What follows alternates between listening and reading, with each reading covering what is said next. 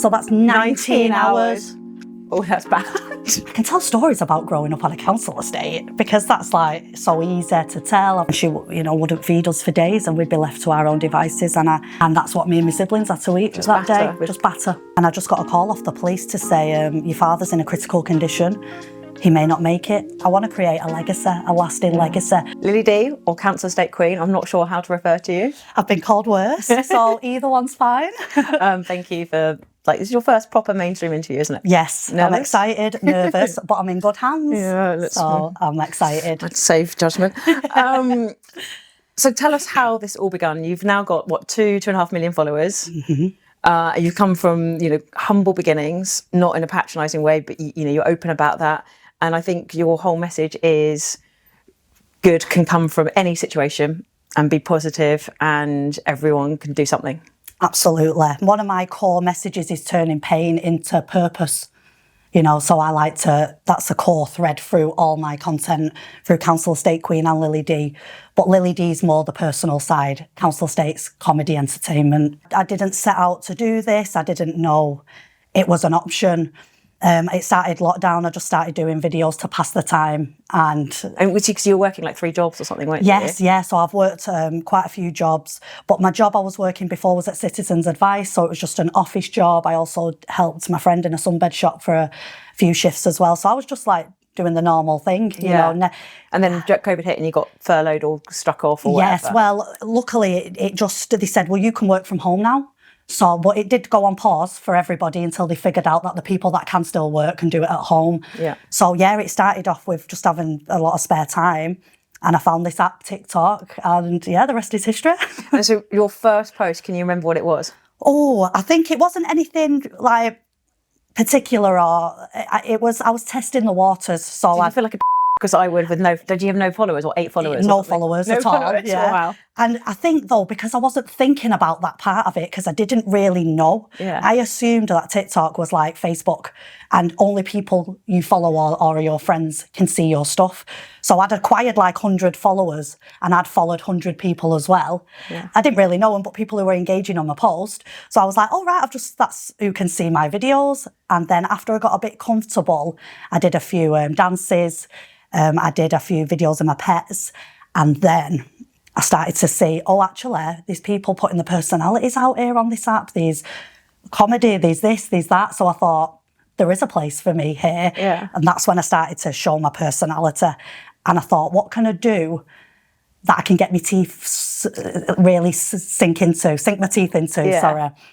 So I thought, I can tell stories about growing up on a council estate because that's like so easy to tell. I've got stories for days. And then can you remember the first video that went viral that your friends were like, oh my God, I've just seen you on? Yeah, I think it was one of the growing up on a council estates because I started to do like little skits like that and they started to wedge up. So I think the first video I got with big views started at like maybe 50,000 views. Then the next one I posted went to 75.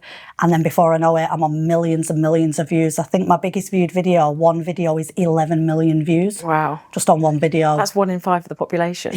That's mad. And then I've got quite a few more that are not far behind that, 10 million, 8 million, and so on. And then when did it start infiltrating into your private life? Like, would you ever go to Sainsbury's and get recognised in the aisle 14? Yes. Like, really? Yeah. And what was the first time you got recognised? Can you remember that? God, when was the first time? I think it was just something as simple as like saying Sainsbury's or something in the shop and, oh my God, I've seen your videos on TikTok because I was just on TikTok at first.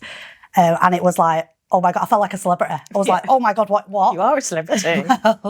Well, yeah, I was like, what is this? Like, only celebrities or people in the entertainment industry get this reaction. So it was new, but it was humbling. Yeah. And because it was a positive reaction, it wasn't a scary or unnerving situation. And then tell me more about being recognised and how does it freak you out? Like, does it happen quite a lot? It does. I just got recognised coming in here before. Yeah. So I'm very humbled by it, but it's positive. So I love it. You know, I don't seek it out. Like, I don't go out much. I'm not at all the events. I'm quite chilled like that. You won't think so with some of my videos. I'm 100 mile an hour, but yeah, but when I do go out, I do get recognised. In the bigger places I go, I'm more likely to get recognised. And it's just usually people, oh, I've seen you online, can I have a picture?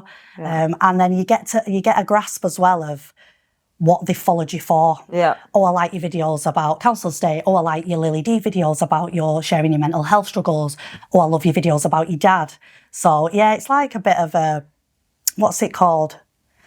Like a gauge of, yes, like, yeah, you know, like like a demographic gauge. That's it, yeah. So that's good because you can take that into consideration. And I get so many messages from both sides, from Council Estate Queen and from Lily Dee, even if it's just as simple as, I've seen your comedy video and you've made me day. I've had a bad day and you've just made me day. You've made me laugh about something so silly about growing up on a council estate, you know, the ice cream man coming, you're asking your mum for 50p, she says, no, get a choc ice out the freezer. Just silly things like that. So that is really nice when you know you've made someone's day. And then it can go to the extent of, I've had messages like, you've saved my life. Really? Wow. And then, you know, that is so humbling because you think, how can like my video impact someone like that so much? But I think because I do share the struggles with my mental health, or again, the diversities I've been through, or overcoming diversities. And like you say, it doesn't matter where you're from, it's where you're going. So I think that there's a lot of people that feel comfort and connection. You privately give a lot of money. Well, you know, you've donated, you've helped people, they've asked for money, they're in abusive situations or horrible situations, and you privately do give money to people. Are you happy to? Yeah, sure. Like, I get a lot of messages every day, not just... you can't reply to everything. Exactly, and not even asking for money, just like wanting to talk. And unfortunately, I don't have all the time in the day to see every message. But yeah, I do try and go through my messages and my comments daily. I might not be able to respond to them all, but with what I do share on my personal page, Lily Dee, I do get a lot of people who share their stories or ask for help, or if I can signpost them to any services, or we'll get chatting and they won't even ask for money, but I'll obviously see that they're in need and they're fleeing from domestic violence, or they're in a refuge, or they're in hospital. I've had a lady in hospital through an abusive situation. She was hospitalised. And, you know, I've got so much empathy, and because I've been in that situation, and I think, you know, I'm not made of money, you know, but if I can, you know, put a little bit of a percentage aside and I can help. And one day I want my own charity and my own foundation. That's what I'm working towards. Yeah, I do a lot of like helping the community projects. I've been asked to be an ambassador of a domestic violence charity here in Manchester called Salford Survivors Project. So I'm looking to really get involved more because, you know, helping someone out financially here and there is great, but I really want to get stuck in and try and help on a larger scale for more people. Yeah. I just don't think there are many people that I've met in this world that do what you do. Oh, I'm sure there's a few, because I know I've seen a few online myself that give back as well like that. So we are out there. You mentioned you don't see all your messages. There was a certain celebrity you left unread for, what, 2 weeks? Yeah. Who was that? So, Rag and Bone Man. Love. He's obviously very well known. And it was due to an incident, unfortunately, with my father being the victim of an attempted murder attack. He's in a nursing home now, and he's as recovered as he's going to be. But yeah, Rag and Bone Man and his lovely wife Zoe reached out to me via Instagram and said, we've seen your videos of you and your dad and we think you're great and we'd love to invite you to our concert. Rag and Bone Man was performing in Manchester at the time. He said, but if you come early, because your dad's brain damaged, we don't want him to get overwhelmed with all the crowd and the people. Yeah. So come early, we'll have some food, we'll do a private concert for you and your dad. And they sang us some of his songs. And oh, wow. There was me. Did he love it? He loved it. He loved it. I've got some videos and pictures I can share with you. There was me, Rag and Bone Man's wife, Zoe, my dad, and my dad's carer, Marie. She was there at the time, my dad's one-to-one, sat in the Apollo Theatre, just us four on a chair, empty, before everyone's queuing up outside for the evening, and Rag and Bone Man's on stage with his band just playing us some songs, and me and my dad had a little dance. But the sad thing is, my dad won't remember that, unfortunately. But yeah, sorry, back to the rag and bone. So when he messaged me on Instagram and offered to do that for me and my dad, I didn't see the message for weeks. Yeah. They had to email me because I get a lot of followers and a lot of messages. I don't get to see them all. And yeah, I left Rag and Bone Man and his wife on red. What's your screen time? Do you know? Oh, well, actually, Let's have a look. Let's compare. Yeah. I reckon you're more than 10 hours a day. I've got 2 phones. Mine's disgusting. And I use them both. What's yours, Clemmer? I'm just looking now. So go to settings. Is it in settings? Yeah. And then it should say screen time. Oh, I've gone up since I last checked. I'm now 7 hours and a minute every day on my phone. Sorry, I did have it. That's why I've got RSI in that thumb. Daily average on this phone is 10 hours. Oh, okay, that's better than my, yep. And then on this phone, because I do use them both every day. Okay, 10 hours, yeah. 8 hours. 8 hours, 50 minutes, so that's 19 hours. Oh, that's bad. Okay, but I feel fine. 19 hours a day on your phone. There's only 24. So when do you sleep? When am I sleeping? I'm TikToking in my sleep. I'm making videos in my sleep. Are you genuinely seeing a therapist to help you with the, like, dealing with everything, with the phones and the No, it's social more media? through with the trauma I suffered, the abusive relationship 7 years ago. I got diagnosed with complex PTSD. So unfortunately, it'll be something I'll suffer with for the rest of my life. Yeah. So I'll have to dip in and out of therapy. So yeah. Are you on any meds or anything? You don't have to answer. Yeah, I'm on good old mirtazapines. Right. Yeah, antidepressant. Yeah. And sometimes if I'm having really bad PTSD attacks, it can last for days, weeks. Does that manifest in your sleep? Or? Yeah, I have night terrors. I went on holiday last year with my friend Joanne. She's in some of my videos. She's lovely.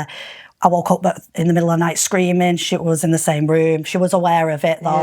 Yeah. A plastic bag fell down in the wardrobe before we went to bed. And we knew it was a plastic bag, but then my brain has gone to sleep and thought, danger. Trauma so mode, then, I've had a crazy dream. I've woke up, and even though you're awake, you're still riddled with the anxiety of what's going on. It takes a while to ground. So, yeah, it's difficult. And I don't show, obviously, them sides because you're not thinking about getting a camera up when you're in the middle of an attack or, like... I know we're content creators and everything's content, right? But you have boundaries. That's it. It's priorities, isn't it? And social media is great and everything, but you've got to prioritise your health, mental and physical. But your poor dad, like what happened? He got attacked out of nowhere. Yeah, completely random. Yeah, unprovoked attack. February the 14th, Valentine's Day 2024, and I just got a call off the police to say your father's in a critical condition. He may not make it. There's a murder investigation, so get to the hospital, basically. So we went and seen him in the hospital. Doctors and nurses couldn't tell us much, but they said it's not looking good. He's not breathing on his own, and he's in a vegetative state. There's been that much damage. It's highly likely he'll never walk and talk again. So they was preparing us to turn the machines off. And luckily, after a few days of saying, right, on this day, if he doesn't show any signs, he started to breathe on his own. But it wasn't like, oh, great, he's okay. He's still in a vegetative state. He might be laying in that bed.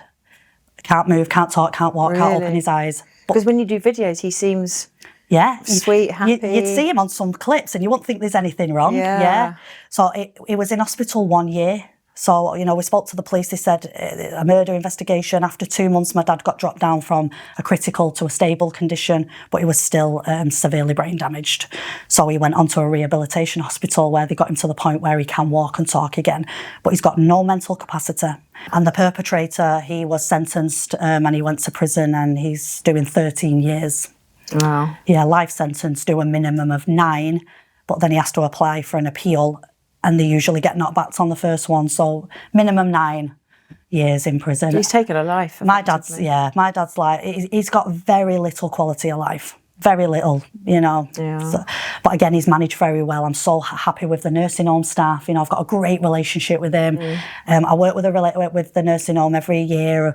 You have helped people get out of situations. Yeah, I like to think, I don't want to take the credit for other people, but I've had people personally say, I have left my partner today That's because amazing. I've realised saved so many lives. that he's abused me, and I'm on my way to a refuge, and thank you so much. But you were in a refuge at one stage, Yes, weren't you? and I've done videos about, you know, if you're struggling, you can contact the National Domestic Abusive Helpline. Yeah. It's a website and it's a phone, and they can help you and support you into getting in a refuge and getting rehoused and getting to safety. You've also had a stalker. Yes, yeah. We know you've made it when you had a stalker, Yes. on the positive side. And that was nothing personal or someone I knew before, you know, it was just through social media. Wow. And I think it was somebody that was like a fan. They enjoyed my videos. They said that, but I think They think they know you. I think when I you're, think there was you're so like open, and that's part of social media. Yeah. People think perhaps they have it's called parasocial relationships. I think it's hard in it for that line, and I try and have a boundary, you know, so I'm not creating a parasocial relationship with my audience. But there is people that do get a bit invested and want to know more about you and want to know where you live. And again, I like to share stuff, you know, I'm an open book, but I've got to safeguard myself for certain things. And what happened with your stalker? Did you have to go to the police? Yeah, so the police was informed because they were stalking me online, and it was just messages, and it wasn't bad messages, but it was unwanted, and it was 20, 50 messages a day. Yeah. And I'd live stream on live, and they'd be in the live, and then it'd be constant messages. Then they started contacting other content creators and influencers or that I was working with, and oh, do you know Lily, and do you know where she lives? And I want to send her a gift. It's, you know. Yeah. And then I was helping out at my friend's sunbed shop, just helping her out when I was working at Citizens Advice. I was doing socials, but it wasn't my job. And I got the girl at the sunbed shop rang me and said, Lily, you've got a big box of things here. I was like, what? They're like, yeah, it's got your name. I said, well, why is it coming to you? I've never had anything delivered here. Yeah. So I went down, I opened it. It's flowers, wine, chocolate. And it wasn't anything untoward, you know, but because of the previous unwanted messages. So I contacted the police. They went and had a word with him, and he explained that it was just a fan, and he you know, didn't realise he was crossing boundaries. But then they infiltrated me again. Basically, they opened up a fake account and changed the name and started following me and commenting under that. And I didn't know who it was for 3 months until another friend of mine sent me a message and said, you know that this is that person under a fake account. They've been messaging me and they've told me it's them. Here's the messages. Wow. I was like, what? Growing up, obviously, you know, this is the niche that you've made. But like, can you just tell us about your childhood and how did you find school, and just talk to us about what it was like. So childhood, I grew up in and around a few council estates in Manchester, and it was... Was it a close-knit community? Yeah, they usually are council estates, I think, but it was quite challenging because unfortunately my parents had their struggles and their drug abuse and mental health. So it was quite challenging, and there was quite some struggles, and people tend to judge you even as a child. But I like to think that I use that to, you know, that's made me resilient, and I use that to change my path. You know, it's not where you're from, it's where you're going. Again, growing up was quite challenging, and sometimes there wasn't much food in the cupboards. And at one particular time, my father was in prison, petty crimes, obviously, to fund his habit. And my mum really struggled then because she had mental health. But my dad was kind of the one that'd make the food and take us to school and stuff. So she really struggled, and she, you know, wouldn't feed us for days, and we'd be left to our own devices. And I've got a few younger siblings that I don't talk too much about because they're not in the public eye. Sure. But I wanted to shelter them a bit for it. So were you the oldest? Yes, I was the eldest, yeah. So I'd look around the cupboards and get what I could. And I remember there was always, when there was nothing in, there was always some butter, sugar, flour, and some carrots. So I remember making a cake, but not baking it because I was only like 7, 8. And that's what me and my siblings had to eat that day. Just batter. Yeah, with carrots in it. But I was like, if I tell my siblings it's a cake. It kind of dilutes the trauma. Yeah. I mean, you touched on this earlier, and I find it like really interesting. The sort of council estate prejudices. Yes. And also there was that show Benefit Street. And did that feed into it? You know, the idea that people on council estates are all claiming benefits, playing on a PlayStation, you know, taking hard-earning like taxpayers' money. Yeah, like stereotypes. Stereotypes, and were you determined to not be that stereotype, and B, did it upset you because you weren't? Yeah, so like with shows like Benefit Street as well, like I guess you only see it from one perspective, I guess, you know, so like there is that on a council estate, but there's also other aspects, and there is people that work and working class people and stuff. But yeah, I do find aspirational, like, you know, that's it. A lot of celebrities, footballers come from a council estate. Gordon Ramsay, like you say, you know, working class or whatever. But yeah, there is stereotypes, and that people do judge. But I think... What's the worst judgment you've ever had, do you think? Can you remember? I think mainly when I was a younger child and a teenager, and people don't want to play with you because, don't go near because of how you look, or because of your parents' lifestyle. Yeah. So I was quite like... bit of a loner, but I had a friend. You know, kids are so cruel. They can be cruel. They can be cruel. But bullied and stuff. I was bullied, but I wouldn't say relentlessly. You know, because luckily there was one or two people that didn't judge me.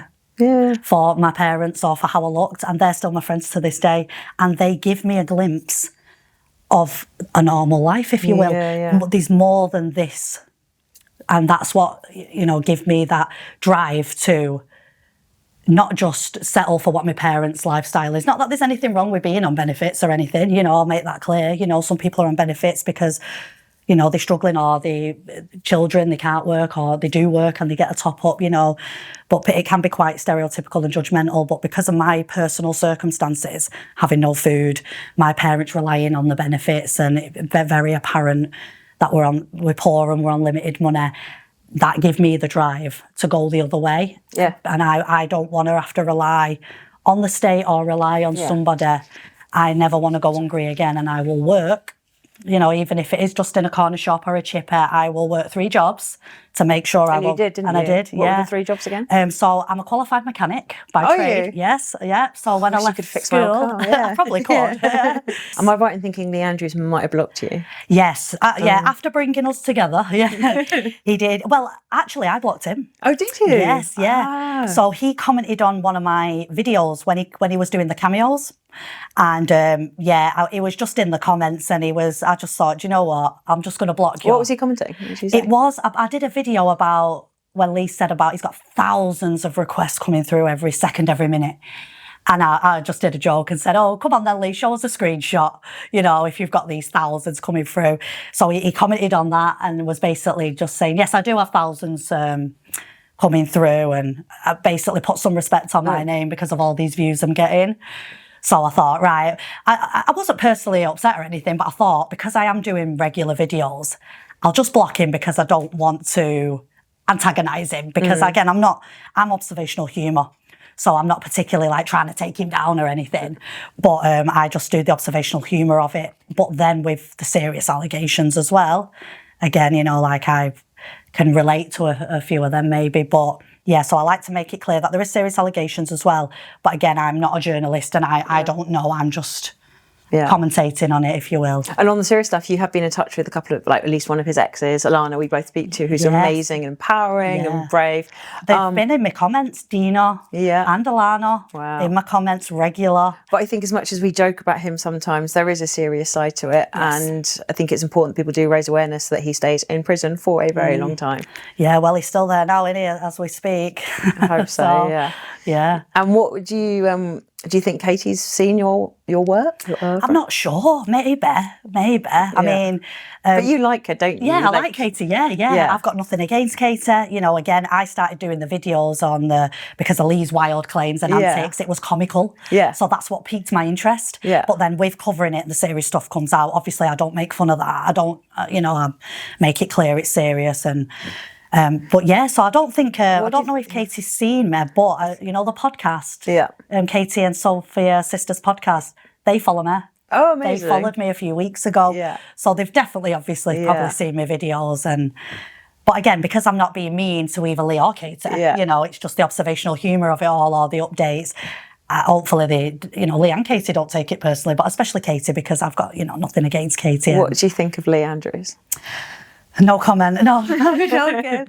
What's been your biggest extravagance to date?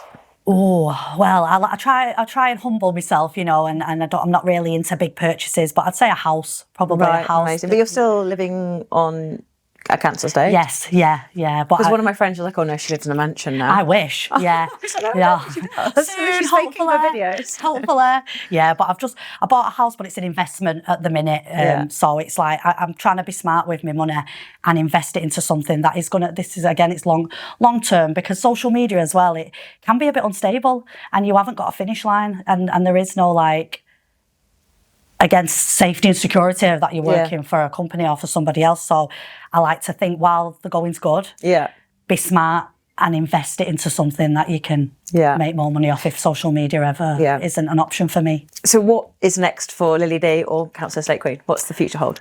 Well, I want to create something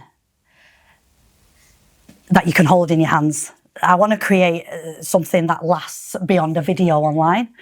So I will always do social media. I love it. I've got a community, but I'm building something bigger and better and in real life, really, where people can come together and really feel that connection and not just over the screen.